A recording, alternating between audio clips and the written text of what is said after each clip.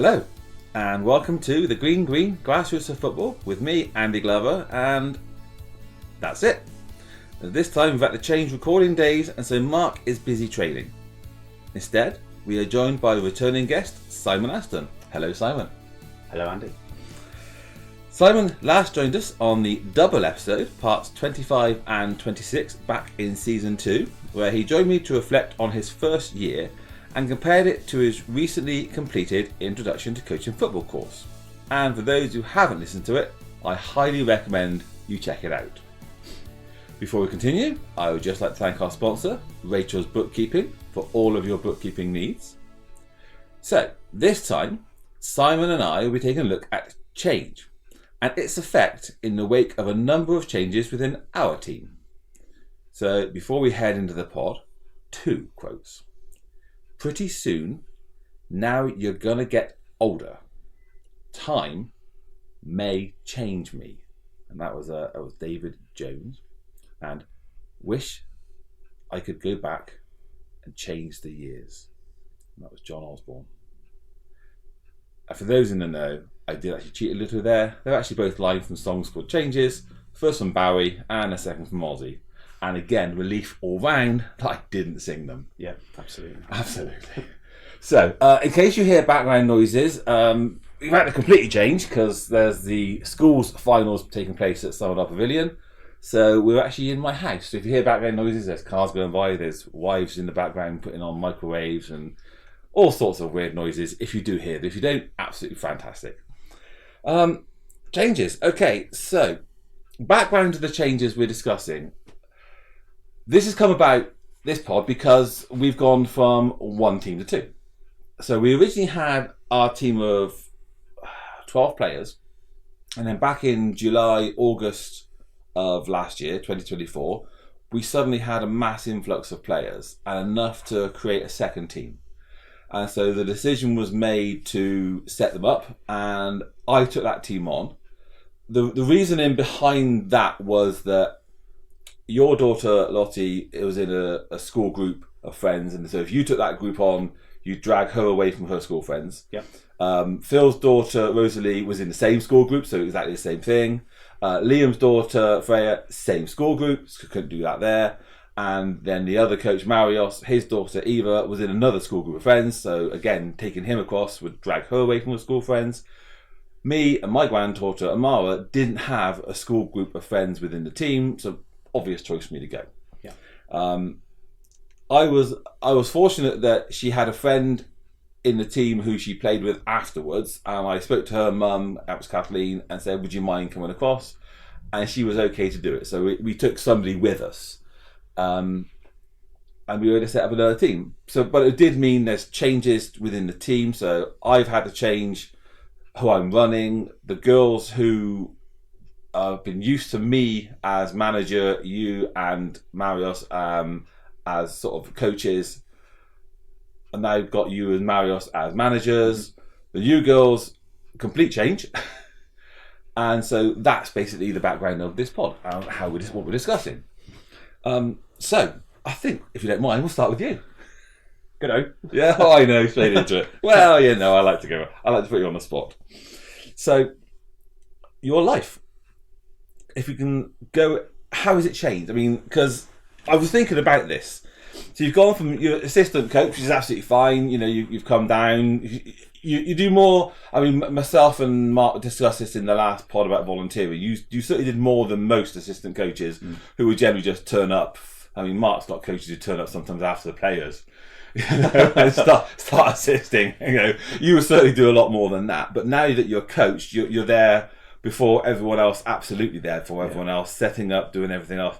How has that changed things? Because there's home life and all the other things to consider. So in terms of that, now you've taken that on, what's changed for you? So quite a few bits actually, and if you even take it back a step further, just that principle of having that commitment on a Saturday morning and a Sunday morning. But it's, of course, as you well know, it goes well beyond even just a Saturday morning and a Sunday morning. So that change has been, if I'm honest, this is quite welcome for me personally, and I think for my family as well. But in terms of that shift from a turn up to support to a turn up to lead, that is quite a noticeable change, and you have to think about, as you've just kind of alluded to there, Andy, you have to be early. You can't be the last one turning up, because even if you don't quite know where you're supposed to go when you get to a match, for example, and this weekend just gone was a really great example of that. Way at Pomfrey Hill, there's a couple of different pitches you can play in at Pomfrey Hill, a couple of different, even one side of the road to the other. So I had to make sure that I'm there early to try and have some semblance of an idea of where we're supposed to be, so that when the rest of our girls and coaches and parents turn up, I kind of at least give the illusion that I know what I do, I know what I'm doing, and I know where I'm going. So the earlier starts is what's definitely changed, as has the amount of time I spend thinking about it in the week leading up to a weekend. And I'd think about it anyway, but certainly knowing that every decision is on you, as opposed to needing to defer that decision to somebody else, or kind of wait for somebody else to make a call or take or make a direction. You have to give that, and that suits my that does suit my personality in this context, and I've actually found that quite welcome. For the family, it's meant some slightly different logistics. So of a morning, if I typically I'll need to leave earlier than the rest of the family to go down and start setting up training or whatever it might be, and that can be a little bit trickier at times. And even speaking personally, if you're feeling tired because you've had a long week at work, late night, all these kind of things, which you well know happen in our lives, you've made a commitment and you've got to stick to that commitment. So you've got to turn up, be early, be prepared. But I've actually quite welcomed it, quite enjoyed it. I know what you mean about the early, because I get there and Amara stood there and she's shivering, looking around, saying, "Well, there's no one else here." Yeah, I was like, "Yeah, unfortunately, we have to, because we're setting up, and unfortunately you can stand there and run around with the ball or whatever, but yeah, and we have to set up." Yeah, and I try and involve those, particularly Lottie, because she'll be there early with me, or if there are any of the other girls who have got there early, just kind of by chance, really try and involve them in the setup. But actually, that could be quite tricky, because even something simple as, because you go and make a goal with those poles down at that end, we know what that means, and we know exactly where we want those poles to be. The girls don't necessarily understand that, or can't even get the poles in the ground. So you try and involve them in that sense. But actually, yeah, it can be quite tricky for them, I think, thinking, well, why have I got to go and stand around and wait for 15 or 20 minutes before I can get started? Sometimes it's actually better when the place is half flooded. They can run off down to the lake. Oh yeah, yes. It's actually better sometimes. Off you go. It can go be. Paddle and come back when we're ready. That's a bit of a warm up, though. I do remember back over the winter when a few of them went down to do that, and they came back up and their boots were absolutely sodden through, because they'd not even dipped a toe. I mean, they'd gone up to shin level, and they were absolutely soaked through. And it wasn't just Lottie that had done that. And then there's no opportunity after that Saturday morning training in the winter to get those boots dry for the Sunday morning. No. So, as you well know, we at matches will typically end up tying about half a dozen pairs of laces up again as the game goes on. And the amount of totally soaked through football boots on that Sunday morning after that Saturday paddle, shall we say? Not had that before or since. Yeah, I mean, it's funny you say about turning up and get early to make sure everyone knows where they're going. A number of times I've tried to get there and then Amara's not been ready, or something else has happened, and then other people have said, "Yeah, it's the pitch is over here. Thanks for that. I'm glad you're there."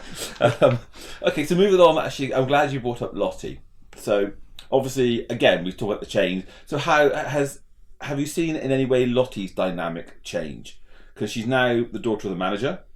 So has that dynamic changed from her to you, or from her with her friends? Have you seen anyway? It has. I haven't seen it with friends, to be honest, and Which is good. It is, and I'm reassured by that, because I've been really mindful through, and we'll talk about some other changes as we go through the pod, but I've been really mindful, particularly this season, to not even give the illusion or the impression of having of any kind of favoritism, because I'm really I'm just really careful about that, and I don't my personality isn't geared in that direction anyway, but I also don't want people to think that it is. That's really important to me. So the friendship group thing I haven't seen, but I think as they get older and as they go into secondary school,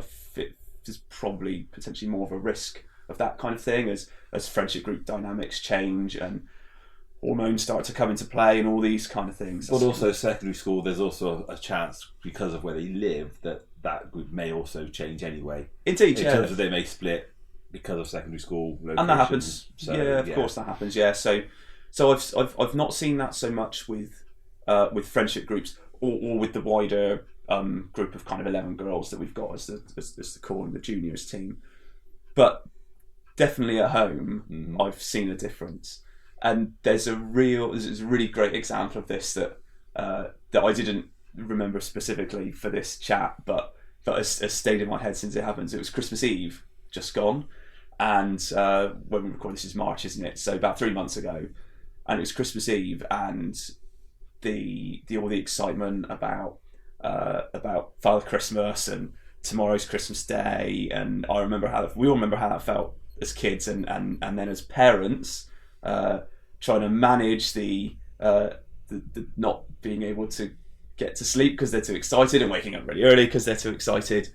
So I spoke to both kids, Lottie and Harry, before bed, and I was talking about how important it was that they try really hard to get to sleep, because otherwise Father Christmas won't come.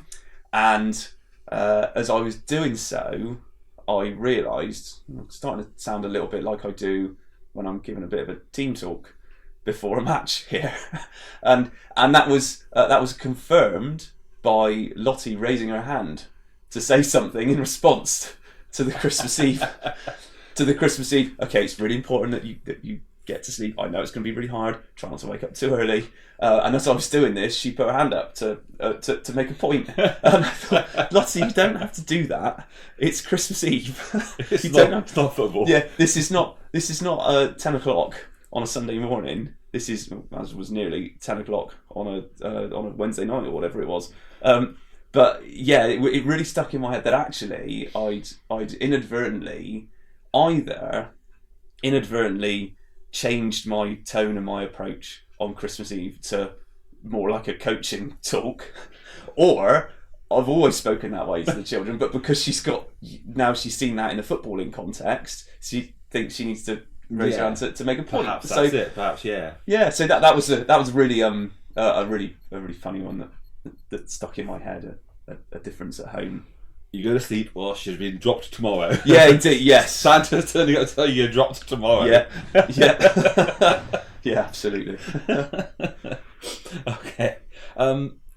Okay. Looking at the wider team, so obviously the girls have had me as manager for 3 years. Now they've got you as manager for 3 years. What about that dynamic? Have you seen changes there? Because it's not just about the way the girls react to you, but there's also the changes that you have implemented as well. Things like even something as small as you now do things like game face, which we never used to do. I never used to do. Yeah. So the girls have now had to react to not just you guys taking over and you in particular, but also the changes that you're implementing. How have they reacted to that? I mean, have you seen was it a bit of pushback or acceptance? I mean, whatever. I mean, yes, it's. I would describe it as bumpy to start with, definitely.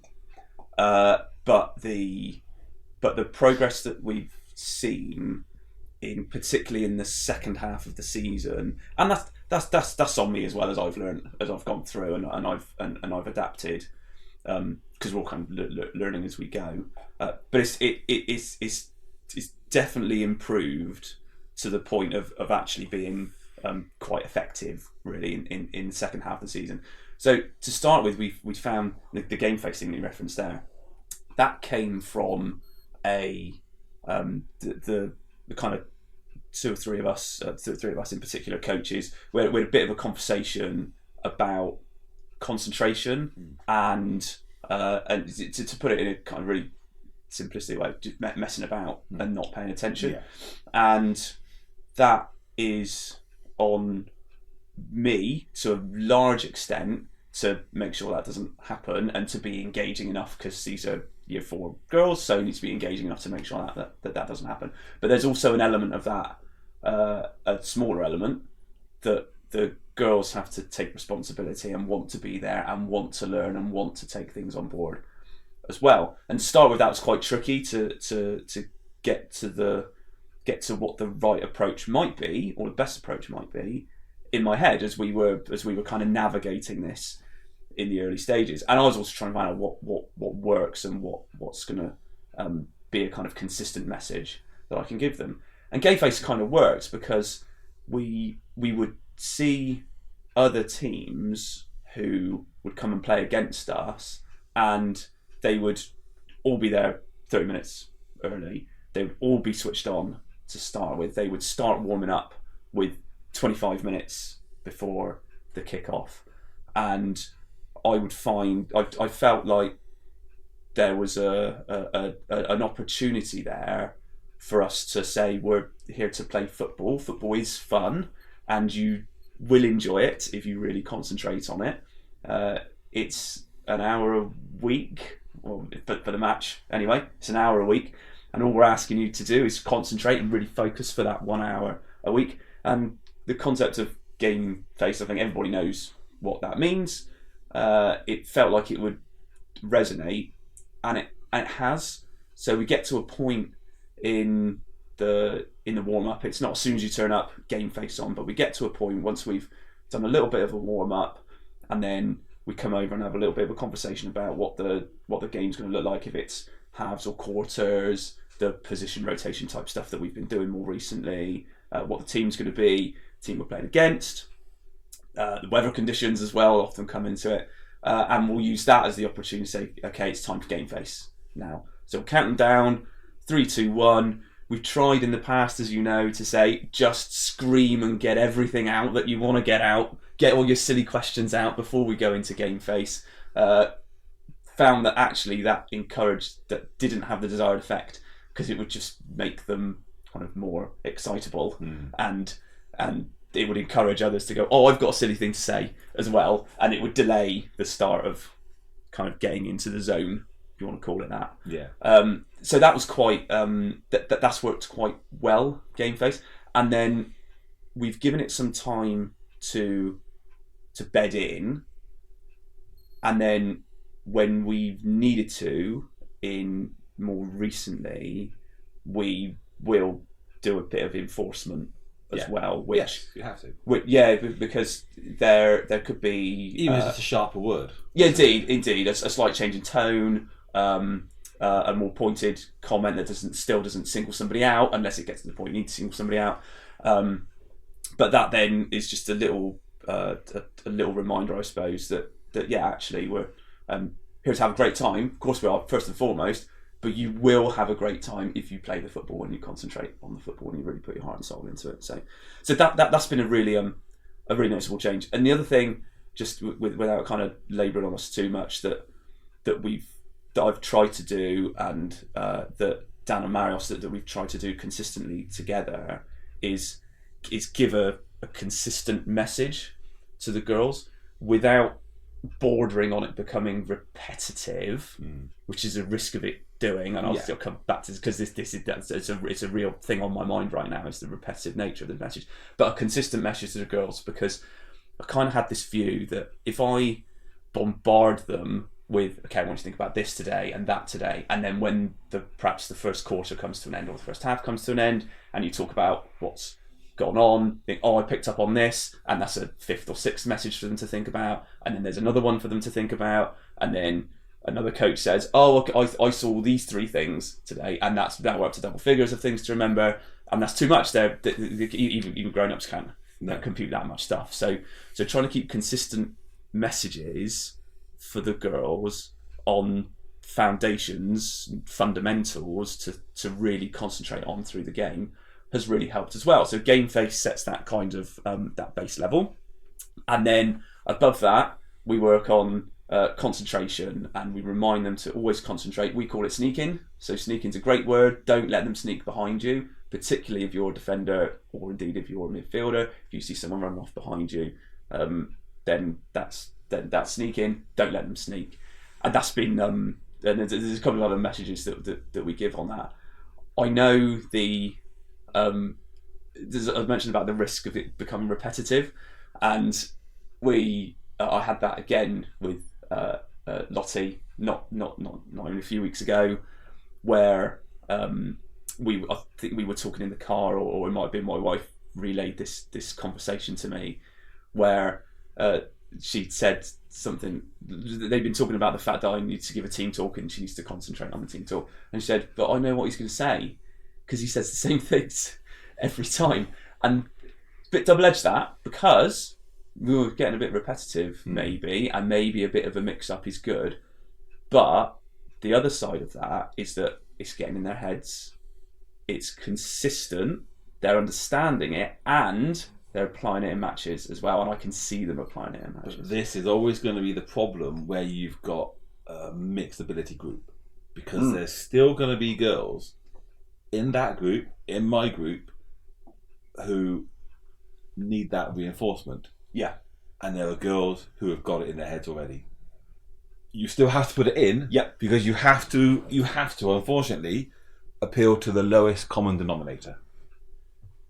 You know, in that sense, if you don't, then you're going to leave 2 or 3 behind, and those 2 or 3 could be the last 2 defenders when they're attacking, and it's like, what message? Did you say something about defending? You know, and if you don't, and the other 5 are going, why are you repeating this to us again?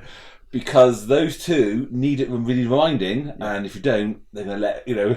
Yeah, and that is this is having a marked impact on our performances, and I can see that. I know coaches can see it as well. We talk about it, and I'm pretty confident that parents and guardians can see that as well. We see the messages and we get back, don't we? Yeah, exactly. Improvement. They're seeing the improvement, which is really, really good. Yeah, it's making a big difference, and we're nearly at the end of the season, so there's probably there's a few things to kind of reflect on that have gone on over the course of the season, but maybe a tweak and a change in that for next season. Perhaps starting to try some stuff over the tournament season is kind of what I'm intending. But I think overall they've adapted well to you. The change of you. Yeah, they have. Yeah, it feels that way, and I haven't seen a particular change in Lottie, which is great. That tells me I'm doing something kind of broadly correct, and I've seen an improvement in the kind of application, engagement, and enjoyment of the girl broadly because of that change and that adaptation, I guess. But of course, you had it the other way, because you had a couple of girls, as you mentioned, Mara and Kathleen, who had been with us last year and the year before, and then you had this influx from last summer primarily from South Bristol, really. I mean, going back to you, I think with you it's helped that you were already there. You're not a new person coming in and taking it on, so that's assisted in your situation. With me, yes, it's helped that I brought 1 or 2 across with me, but a complete new set of girls. Yeah. Yes, absolutely. It's funny though, you mentioned about having to do the game face. I don't need to do that, and I think that's because they're all new. They're all sort of, what do we do here? Whereas with the existing juniors, they're all getting to a point now like, oh, well, we've done this for 3 years, we know what we're doing. We know the routine. Yeah, we know the routine. Whereas my girls, they come in and they're sort of stood there and they listen, and I'm talking to them, and they just stand there and listen because they're still so new. Or perhaps they're sort of new enough, they're sort of afraid to start sort of being misbehaving. Acting out too much. Give it time. They'll start misbehaving. Who knows? So it was a change for them because they're brand new to it. But I don't know. I mean, they've come in, they've listened. I mean, I can't argue in terms of them. They've come in, they've listened, they've done what I've asked them to. It's a mixed group as ever. Yeah, it's been nice because the majority of them go to two schools, so they're all friends with each other. They know a few from the juniors as well, and they've bonded. And because we've kept the big group together, I think that's helped because they've been able to see the bigger group, and it allows them to sort of understand, oh, this is what we do. We train together, and the bigger the juniors, as it were, because we all train together, kind of set an example of this is how we do it. We do this way. We train together, but when we come in and stand together, and that, you get that bigger, not mob as it were, but that big setting to allow us to guide them together. If there's any sort of loss or confusion, they can just look around and see somebody who's a bit more confident, coming in, and that change is from a club perspective, or from our age group perspective, is quite, can be quite difficult to adapt to as well. And playing adult football, it's really hard to,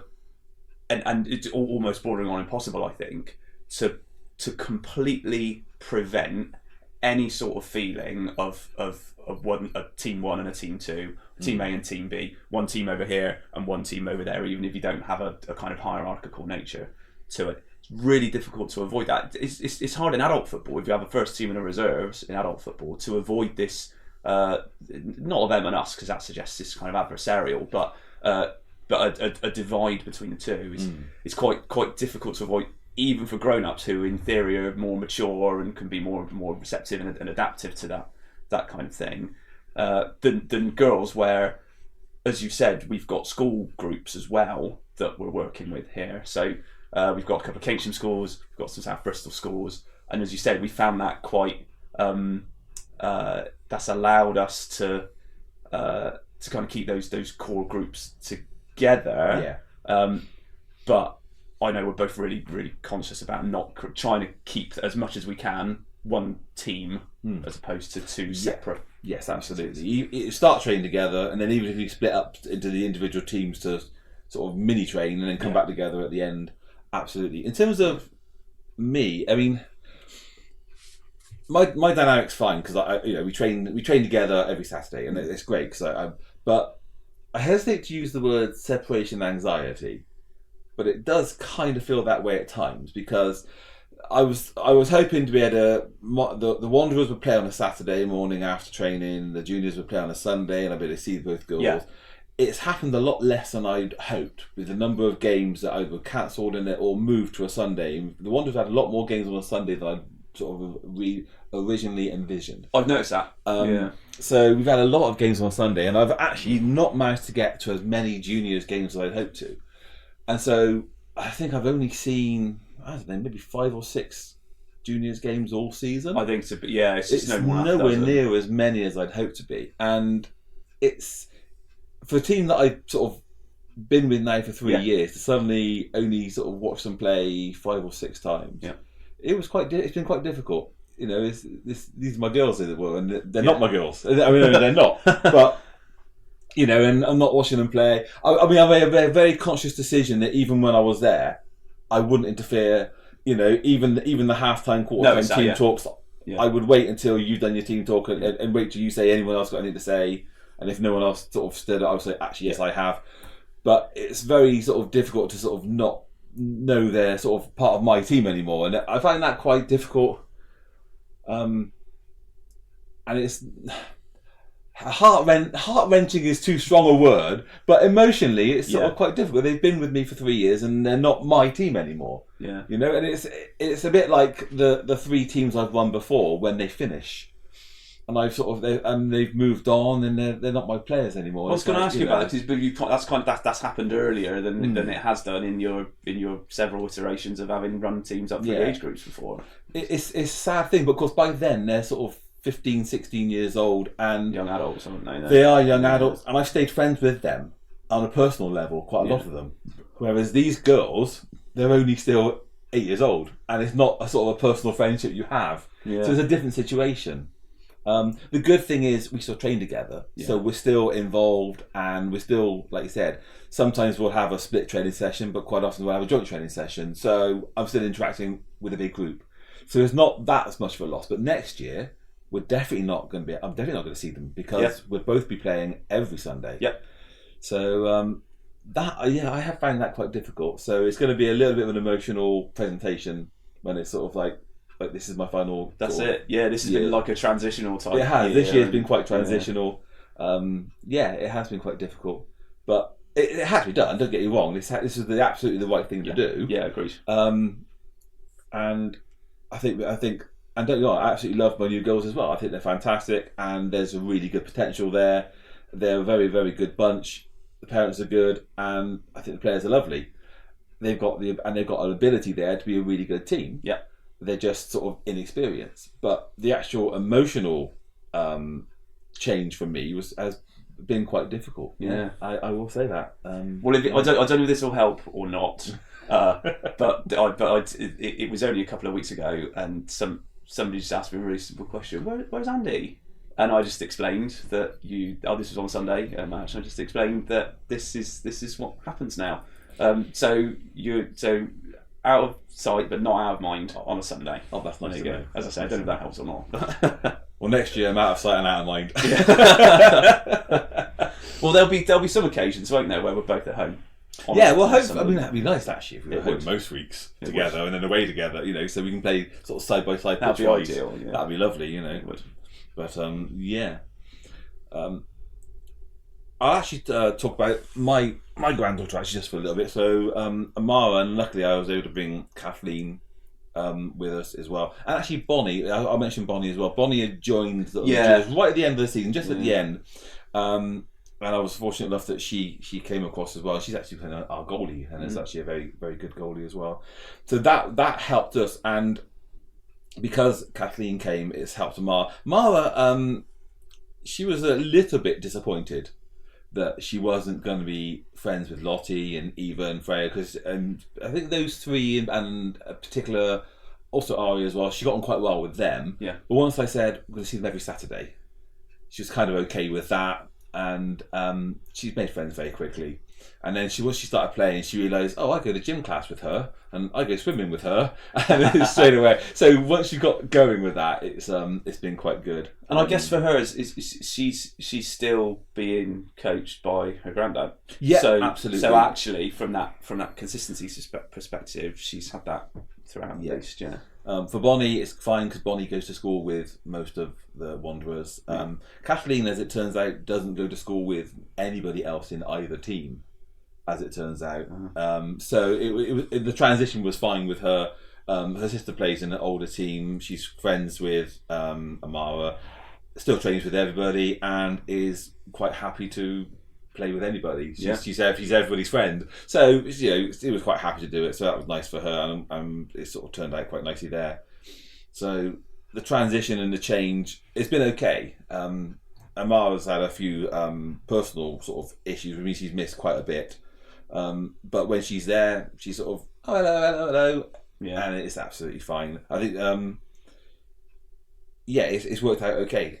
So, okay. So that's the background to the changes. And then anything else you want to discuss about the actual changes that me and you have gone through in terms of?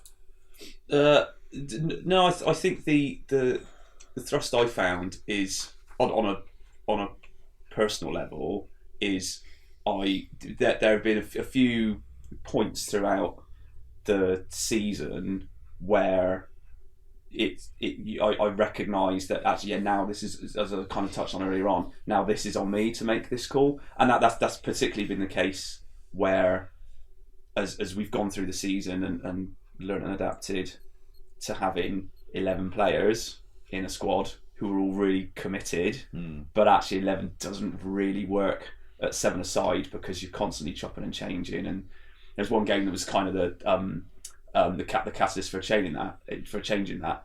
Then it becomes on me to say that actually this girl, it's your turn to not play this weekend, and I find that very few people are got different degrees of capability when it comes to conflict. I'm not sure anyone particularly likes conflict or relishes it. We just adapt to it in different ways, and we deal with it differently depending on our personalities. I don't particularly enjoy it, and was very very kind of worried, nervous about doing that, and it's on me. And if you think about as you think about in an adult football context, I'm dropping a player. Yeah, and it's not what I'm doing, but it's how it could be perceived. I was really, really conscious of that. I've got to say, all the parents and guardians have been just spectacularly good with that. And when I've needed to kind of talk about doing it, they've been great. So that change for me personally, recognise, oh, actually, yeah, that's on me to make that call now, and I have to make it. I can't avoid making that call. I have to do something that I don't find comfortable, but I've got to do it for the kind of for the greater good, or whatever you want to call it. The greater good. The greater good. Those who've seen that, indeed. Yes. So that one's been quite, but I'm growing into that. I've still got it to come, believe it or not. Have you not needed to do it yet? Next season week is going to be, unless somebody drops out, next week is going to be the first time I'm going to have more than 10 players available. Every single week, somebody's not been available. Yeah.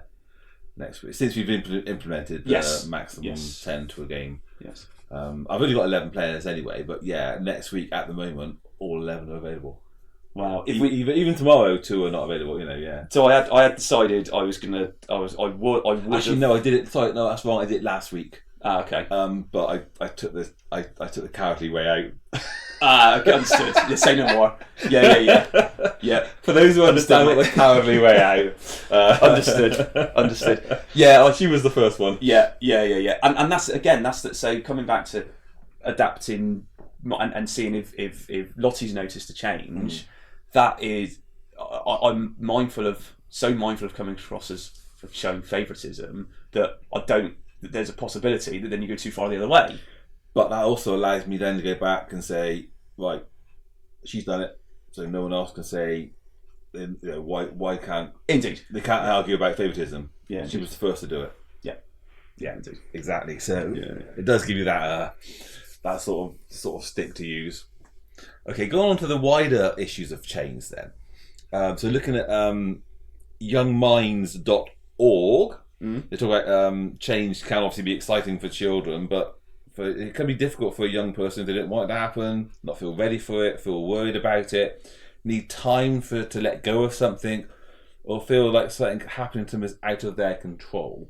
So things like that. Have you seen any like that at all within the team?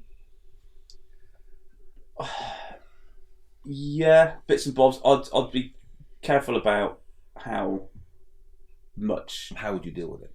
Yeah, so I think recognising that is step one. It's really difficult to know because that could be from any source for any reason, and I would not for 1 second begin to imagine or pretend that I know what the heck's going on. Yeah, because I just need to interrupt you 1 second. Let's go to the wider changes. Because we've made a change that every player this year will play in defence, in midfield, and up front. And there's players who only want to play in defence. There's players who only want to play up front. There's players who only want to play in midfield. So that's so wider than just you and I changing where our roles. Yeah. There's 10 players. You're going to change where you play. Yeah. And so that's another and I've got 2 players in particular who only want to play in defence, and I can see the nervousness of saying to them it's your turn in midfield. And in fact, as soon as they start, you can see them slowly sort of as we move up the pitch, walking slower than the rest up the pitch, and you turn around and suddenly they're the last player. It's like, no, you're supposed to be in midfield. Move up. And then the other team attack, and you're glad they're there. But so that sort of anxiety, you can see almost like the anxiety of them not wanting to be in that different role, and that encouragement and reassurance. So you must have had that as well. I have. I won't say names in this bit, but No, not at all. But I've definitely had. I've had a couple of instances of that, and I think where I've kind of landed in my head where that's coming from. I think it comes from a place of kind of fear and lack of confidence, really.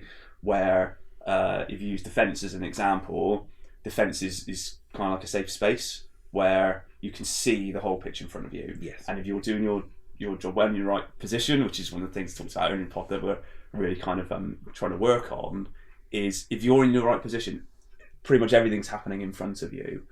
Or you've got a 7-a-side, we play 2 in defence, or you've got your fellow defender behind you. If the ball's over on your side of the pitch, you know they're behind you to cover you. So it's a feeling of safety, and I recognise that from adult football as well. So I tended to end up in defence.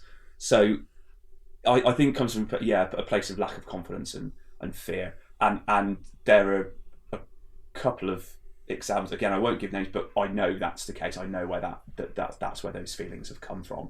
What I've really appreciated is where parents or guardians have spoken to me about that and have really appreciated the explanations that we've given about why we're doing it, and it's helped them. It's that they've then been able to explain that to their girls in a way that supplements the message. So and it's consistent with what we're trying to do, and that really helps them because they're getting it from 2 figures of authority, from a football coach and from parent or guardian. So that's been really great, and I've got enough respect for the parents and guardians who've really kind of taken that on board, and I know I've talked to their girls about it. But there have been 1 or 2 of them who've said that of the girls who've kind of referenced that anxiety to me themselves around, particularly if we've changed to a new block, and I tried to. I spent a long time thinking about the blocks of players, and effectively to explain it for the pod, we've said we have X number of matches left in this season, and for a third of those there'll be principally a defender. For another third there'll principally be a wide midfielder. This is particularly for the juniors I'm talking about, and then for the other third there'll principally be a central midfielder or a forward. So as they've rotated around or been into an unfamiliar position that they haven't played too often, that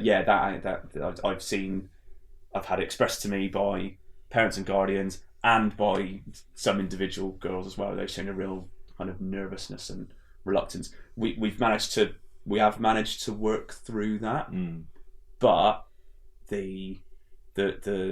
we'll do a bit of a kind of a review of that. It's not that's the anxiety about change again, isn't it? Yeah, it is. Yeah, it's all anxiety around change. And how do you deal with that? I mean, a lot of that is reassurance and just simple working on it each week in training and working on aspects of it, isn't it? And also, from parent, guardian and child's perspective, that reinforcement from both sides, as you said. Yeah, indeed. But also explain why we're doing it. So we're not doing it for fun of it. we're not going to do it because it makes it easier for us. Cause it doesn't really. Not at all. It makes it harder. Makes us probably lose more than we should.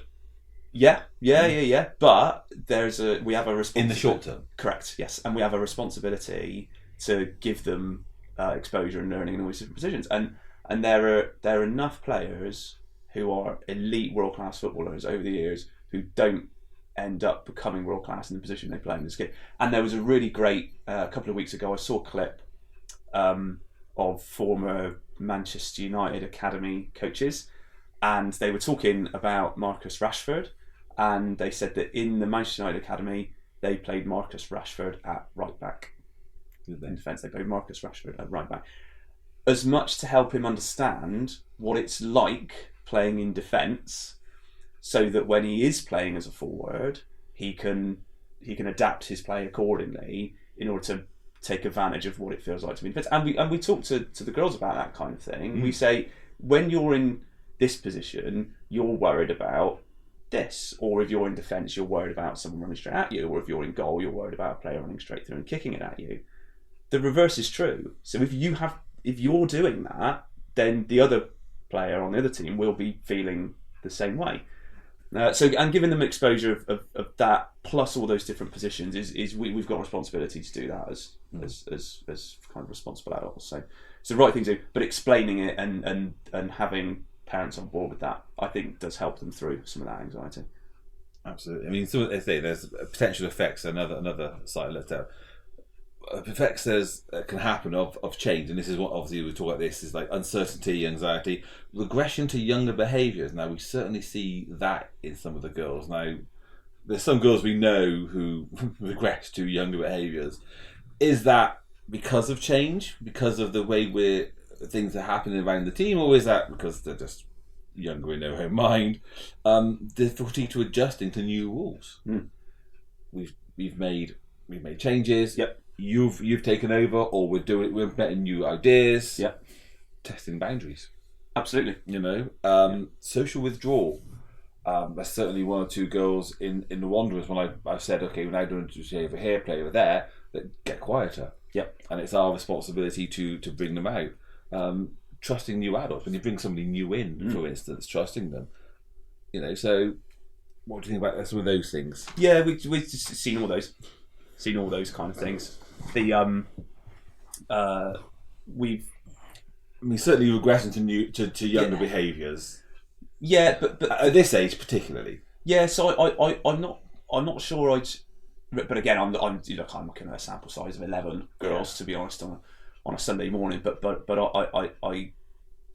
I think it can the rebellious stuff. Yeah, certainly, and where that comes from. Whether that's from it's a change in dynamic. I'm not saying that happens all the time. I'm just saying, no, indeed.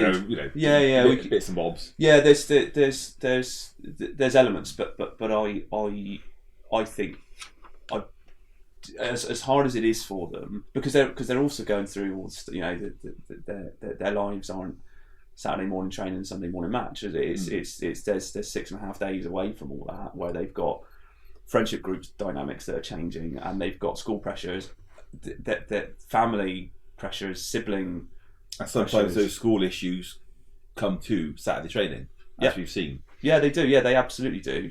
I've seen you consoling a player. I was stood there. I remember you consoling a player who was literally crying, and I remember asking you afterwards, and it turned out it was something that happened in school. Yeah, I was like, oh, I'm glad of that. It's a shame it's happened. Yeah, indeed. It looks like that happened in school. Yeah, indeed. But we have that responsibility to kind of pick up on. Which that. Which is another change for you, because in terms of you're not the manager, you have to deal with. Well, to be honest, Dan, it's usually tying up laces. That's the thing that takes most of the time.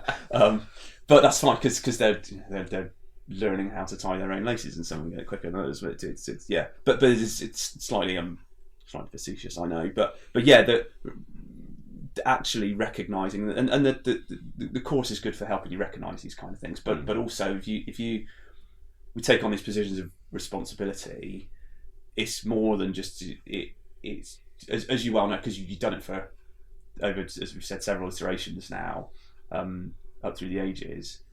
They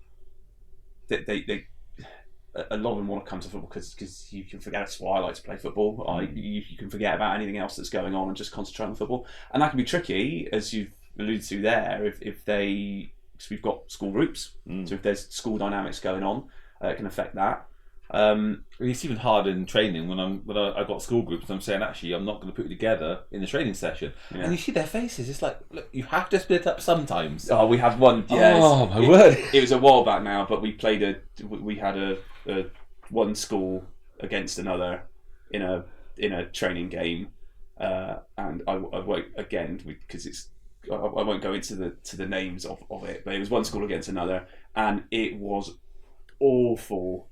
There was accusations of cheating and lying and all this stuff. I was like, right, we're not doing that again. No chance, and we haven't, to be fair. But it does. It's all they come with all this stuff, and we as grown-ups we call it baggage, don't we? But it's not. That's not fair. It's not fair kind of terminology to use for children or adults in most cases, to be fair. But yeah, they do. It can. What's going on away from football? Definitely notice that. Notice that football. Yeah, be tricky to navigate. Okay. Finally, we'll go into just a quick look at how to support children during those changes. Open communication, absolutely. Talk to them about the change, stress concerns, maintain consistency. From your point of view, that's just a matter of, okay, we're now the three coaches, and we're going to do it this way. This is how we're going to do it on a regular basis. Maintaining routines, positive reinforcement. I mean, we do that all the time, and obviously, if there's real issues with the change, then obviously you can go for external help or help from like welfare within the team and stuff like that. Yeah. So any thoughts on your thoughts on that at all? Within the team as well, or just generally? Yeah, the consistency point. It comes back to the conversation earlier on, Andy, where consistency borders on repetition, and the some good some quite. As I said, I'll give that example earlier on of Lottie in particular, who said, I know what he's going to say. I'd broadly take that as a positive. It also, I think, so there's a difference, isn't there? Because what you want from you kind of want both. Yeah. You want them to turn up excited, knowing they're going to have a good time. And we want to try and create an environment in which they can do that. But they also want one where they know what they're going into. Because, of course, if anything, if as grown-ups, if we're going into a scenario where we don't really know what's going to happen, some people thrive on that, but most don't. No. Most really think, very few thrive on the edge of chaos. A bit apprehensive about this. Yeah. And we've got, as adults, we've got, typically, anyway, we're more likely to have settled hormones, established friendship groups and dynamics and all these kind of things. Absolutely. And we've got a lot more life experience, and year 4 girls just don't have that. So what they also want is to be within that, knowing what's coming is a degree of excitement and variability and those kind of things. And that's where training comes in to keep that engaging and enjoyable, but in a predictable framework. So it's kind of like, well, better than school because football's more fun. But at school, I'm going at this time. I'm going to have break at this time, lunch at this time. I go home. Within that, you can build in different lessons and different play and all those kind of things. We similar in the sense that we have trainings between 9 and 10:30. We have matches on a Sunday, but within that, we can we play against different teams. You're going to play in some different positions now, which might be a bit difficult at first, but you're actually going to enjoy more, and we can talk about it afterwards and see what you thought. And so within that consistency but variety is a really tricky balance and we'll likely have to adapt that as they get older as well. If you saw that as you've taken teams up through age groups before, have you seen that you've had to change that balance between predictability and variety as they've kind of as they've grown older? As they grow older, it becomes they become more settled. They become more used to the routine. Players expect they're more, as they get older, they know what they're expecting. And they're more focused as well. At the moment, they're young enough to come along and still think this is a fun time to meet with friends and they're just running around the pitch. And there's a few girls who are there to win, but most girls are there to see friends and have fun. As they get to a certain age, they'll be there to win. Yeah, they're there to play, they're there to win, and therefore they turn up to training because they're there to train, to get better, to win. And at that point, they understand why we're doing it. There's going to be an age where they understand why we're here, why we're doing it, and therefore we're doing the set routines, we're doing this, we're doing that because of, and you want to win your games, and they understand that fully. Yeah. So it does settle down, I think. Yeah. And the players who are there, you'll find by about the age of 11, maybe 12, the players who are there just because parents think it's a good thing to do a sport or just because it's a bit of fun, they've dropped by the wayside. Because it's not fun for them anymore because they were just doing it because they felt friends were here and all the other things. Yeah. The players you're left with are the players who actually want to play football. Yeah. Yeah, I guess that changed, yeah. And the open communication bit is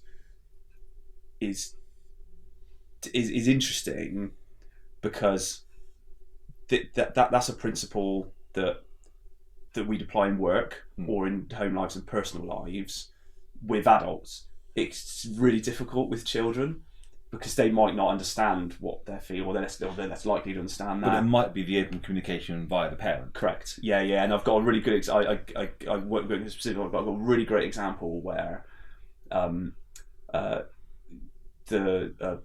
was some anxiety. I won't say which specific anxiety, but some anxiety that I knew about through that open communication.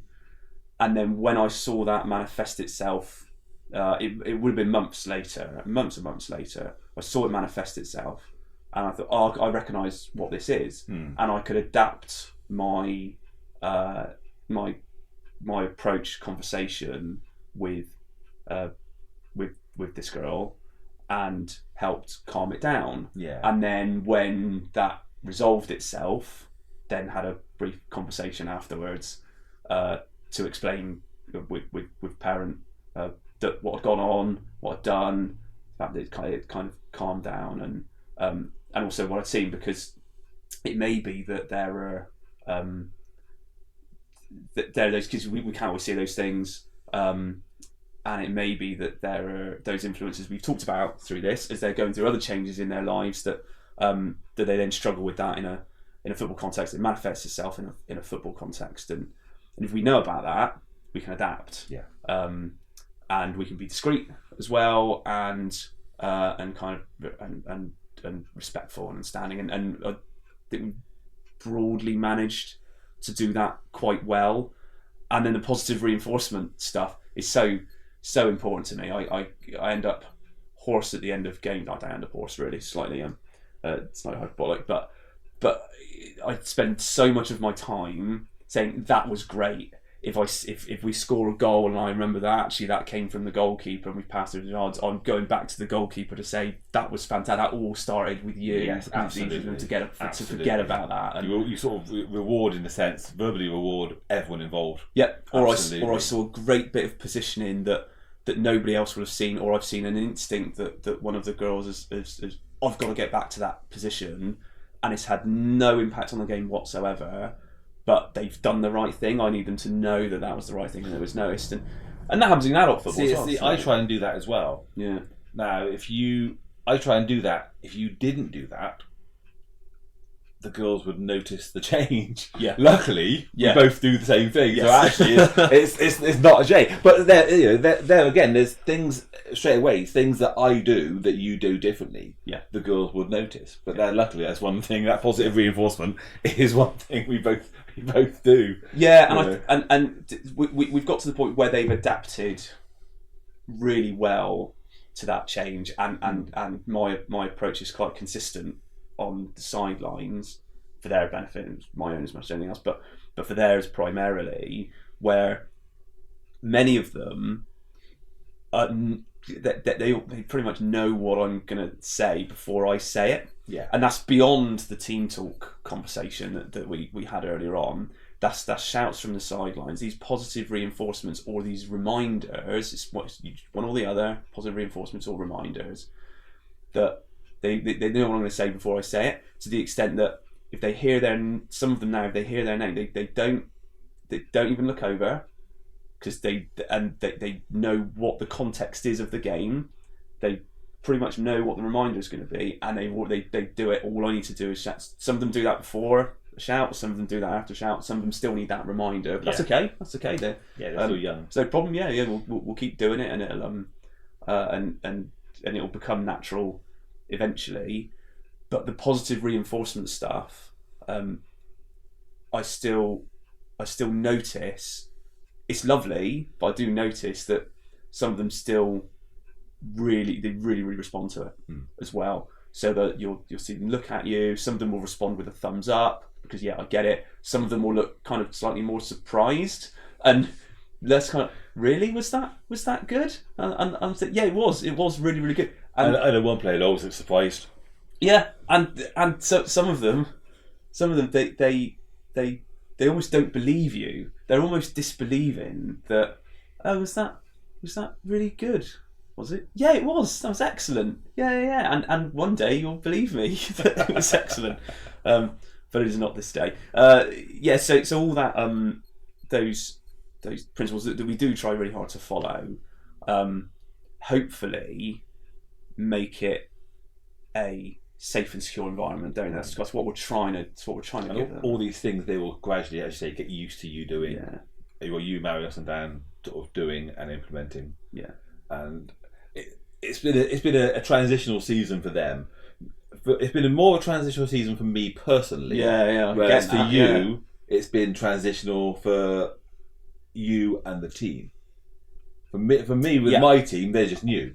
They just come along, and it's just like, oh, this is what a football team is. Yeah. Whereas for you and the team, it's more a joint thing. Indeed, yeah. They had those 3 years up from first starting football, and there's still a core there, isn't there, of those who were there right from the very beginning, who were with you ever since. Yeah, and the same for parents, guardians as well, where there's a different voice from the other side of the pitch, and slightly different approaches. Different person to blame. Different person to blame. Different person to have a go at. Yeah. Absolutely different right. person to whinge at on a Sunday. Yeah, absolutely. They can whinge away. It's fine.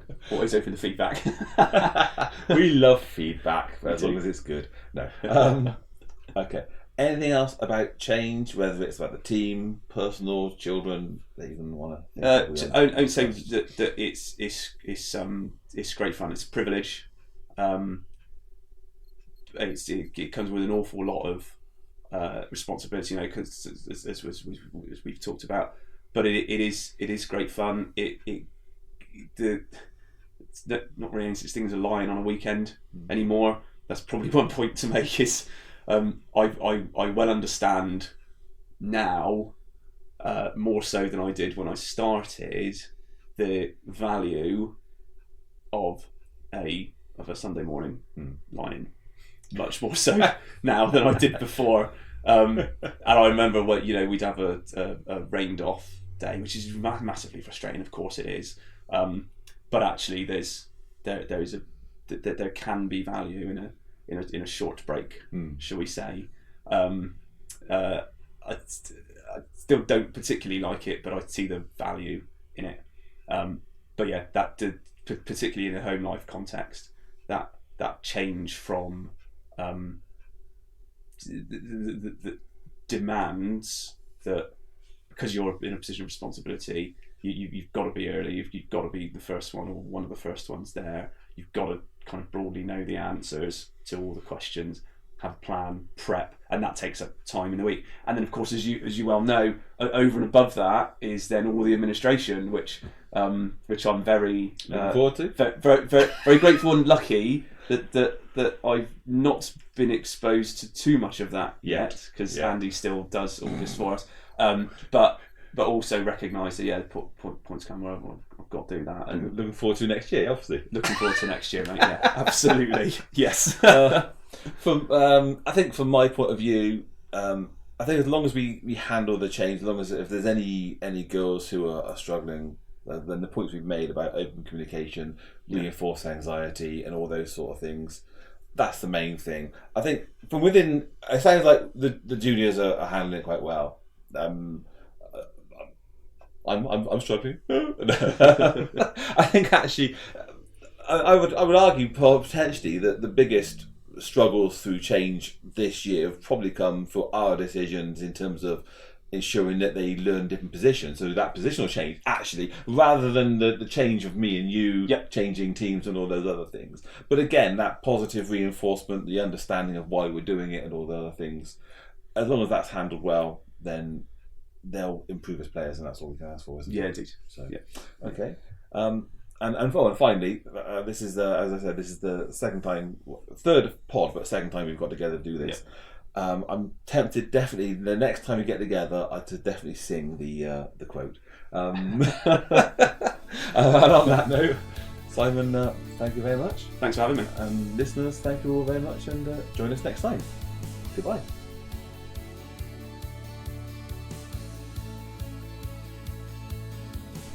If you like this podcast, then please email us your questions, comments, random thoughts, anything you want to share with us at greengrassroots@gmail.com.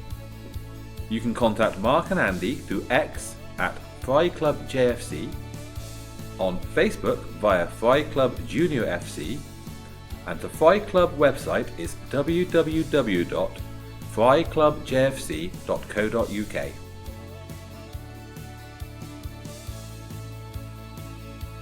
You've been listening to a We Haven't Got a Clue What We're Doing production, produced and edited by Andy Glover.